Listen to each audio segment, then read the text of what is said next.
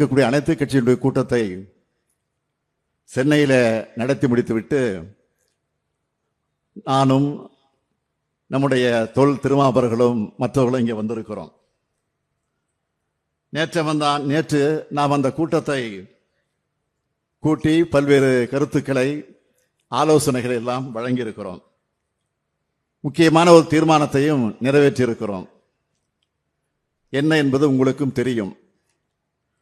அடுத்த ஆண்டு நாம் எதிர்கொள்ள இருக்கக்கூடிய தமிழ்நாடு தேர்தலை அடிப்படையாக வச்சு வாக்காளர் பட்டியலில் ஏற்பட்டிருக்கக்கூடிய எஸ்ஐஆர் என்ற ஒரு திட்டத்தை அவர்கள் மையப்படுத்தி சீராய்வு என்ற பெயரில் ஒரு தீய செயலை, சதி செயலை தேர்தல் ஆணையம் செய்வதற்கு திட்டமிட்டிருக்கிறது. ஆக அதை தடுப்பதற்கான முயற்சியில் நம்முடைய அனைத்து கட்சி கூட்டத்தில் கலந்து பேசி தீர்மானத்தை நிறைவேற்றியிருக்கிறோம்.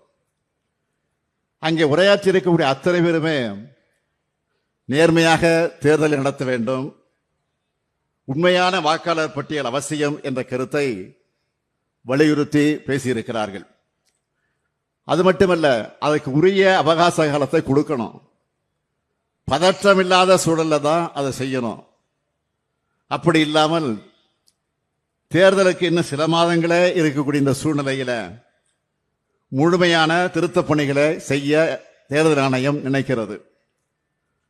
அதற்கு காரணம் உண்மையான வாக்காளர்களை நீக்குவதற்கான தந்திரம். அது அதைத்தான் பீகார் மாநிலத்தில் செஞ்சாங்க.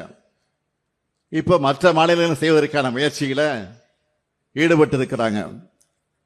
பீகார்ல இதை செஞ்சப்போ தொடக்கத்திலேயே தமிழ்நாட்டிலிருந்து முதல் எதிர்ப்பு குரலை நாம தான் பதிவு செஞ்சிருக்கிறோம்.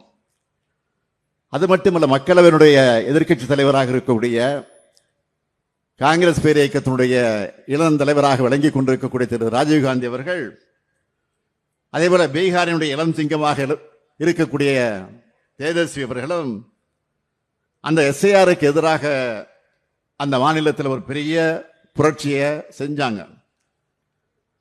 அதை தொடர்ந்து உச்ச நீதிமன்றத்தில் வழக்கும் தாக்கல் செய்யப்பட்டிருக்கக்கூடிய நிலையில தேர்தல் ஆணையம் அதற்குரிய பதிலை சொல்லல, உரிய விளக்கத்தையும் சொல்லல.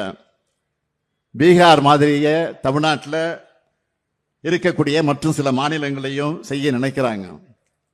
அதை தடுத்து நிறுத்தத்தான் நாம் அனைத்து கட்சி கூட்டத்தை நேற்றைக்கு கூட்டி தீர்மானத்தை நிறைவேற்றி இருக்கிறோம். நாம் நடத்தின கூட்டத்துக்கு கூட இன்றைக்கு எதிர்க்கட்சியாக இருக்கக்கூடிய அதிமுக அதில் பங்கேற்கல, இன்னும் ஓரிரு கட்சிகள் அதில் பங்கேற்கல. தேர்தல் ஆணையத்தில் இந்த நடவடிக்கைக்கு எதிர்ப்பு தெரிவிச்சிருக்காங்க. அதுக்காக நான் உள்ளபடியாக அவங்களுக்கு நன்றி சொல்றேன்.